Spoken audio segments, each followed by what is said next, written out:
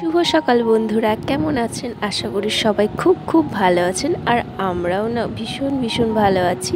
এখন এই মোটামুটি বাজে হচ্ছে এই 6:30 মতো।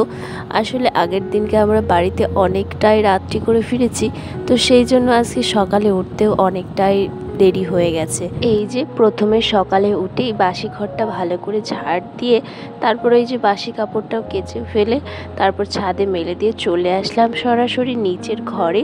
আর এই যে কালকের যে সমস্ত জামা কাপড়গুলো ছিল রাত্রিতে সব তুলে নিয়ে এসেছিলাম, কিন্তু ভাঁজ করার একদম টাইম পাইনি। তার উপরে এই বৃষ্টি হচ্ছে, একদিনে তো কোনো কাপড় চোপড় শুকাচ্ছেই না।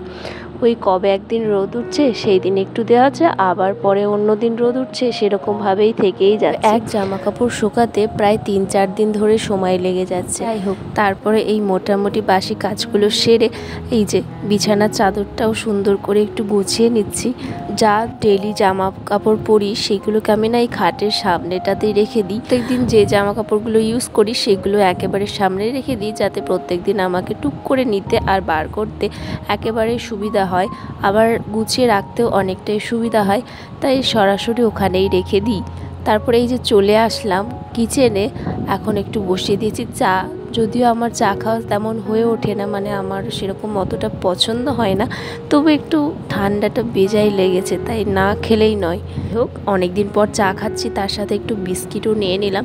আর এই যে দেখো, আজকে আমরা 3 জনেই ভেবে রেখেছিলাম যে আজকে পুরো বাড়িটাকে ক্লিন করব। এই দেখো, ছাদে এত পরিমাণে রোদ উঠে গেছে। আর কিছুক্ষণ আগে এসে ঠাকুর ঘরে যা সমস্ত জিনিস ছিল, মানে ঠাকুরের বাসন থেকে শুরু করে বাবার আমি মিলে দুজনেই সিংহাসনটাকে নামিয়েছিলাম। তারপর বাবা পুরো ঠাকুর ঘরটাকে জল দিয়ে ওয়াশ করে দিয়েছে, আর পুরোপুরিভাবে পরিষ্কারও হয়ে গেছে ভালো মতোই। আর যত সব ঠাকুর যা সমস্ত কিছু ছিল সব কিছুকে ভালোভাবে মুছে ধুয়ে একটু রোদে দিয়েছিলাম, কারণ অনেক দিন থেকে মোটামুটি প্রায় 1 বছর দেওয়াই হয় না বাইরে, তো সেই জন্য এই পূজার আগে যতটুকু সময় হয় সেইটুকুই দেওয়া হয়। তো সেই জন্য ভালো করে সমস্ত কিছু পরিষ্কার করে ধুয়ে মুছে একেবারে এখন ঠাকুর ঘরটাকে ভালো করে সাজিয়েও রাখবো। আশা করি সকলের পূজার বাজার মোটামুটি সবার কমপ্লিট হয়ে গেছে, কিন্তু আমাদের কিছু কারণের জন্য এখনও হয়ে ওঠেনি। তবে এরপর আস্তে আস্তে ধীরে ধীরে আমরাও করে নেব পূজার বাজারটা। আর এই যে সকালবেলায় একটু কাজ টাজ সারার পরে একটু চাউমিন খেতে বড্ড ইচ্ছা করছিল, তাই হাজব্যান্ডেরও প্রচুর ভেজ চাউমিনটা ভীষণ পছন্দের। আর আজকে চাউমিনটা না ভীষণ ভালো হয়েছে, আমি অলরেডি টেস্ট করে দেখে নিয়েছি। আর তারপরে এই যে আমার বরমশাইকে একটু সার্ভ করে দিচ্ছি। আসলে ডিমটা সাথে সাথে দিলে না ডিমের কেমন একটা গন্ধ বেরোয়, এই জন্য আমি সবসময় চেষ্টা করি যে ডিমটাকে আলাদাভাবে ঝুড়ি করে ভেজে রেখে তারপর পরে সার্ভ করব।